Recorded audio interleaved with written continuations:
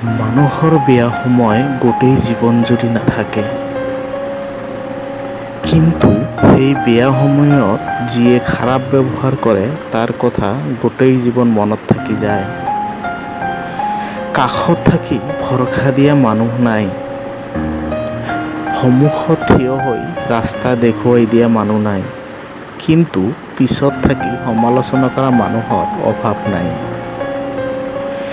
যিয়ে ভুল কৰি স্বীকাৰ কৰে সি কেতিয়াও সৰু নহয়, তাৰ সন্মান আৰু বাঢ়ি যায়। জীৱনত কঠিন বাধাবিলাক তোমাক ধ্বংস কৰিব নাহে, কেৱল আহে তোমাৰ ভিতৰত লুকাই থকা অমৃত শক্তি আৰু সম্ভাৱনাৰ অনুসন্ধান কৰিবলৈ। সেইকাৰণে বাধাসমূহক দেখাই দিয়া যে তুমিও কম কঠিন নোহোৱা।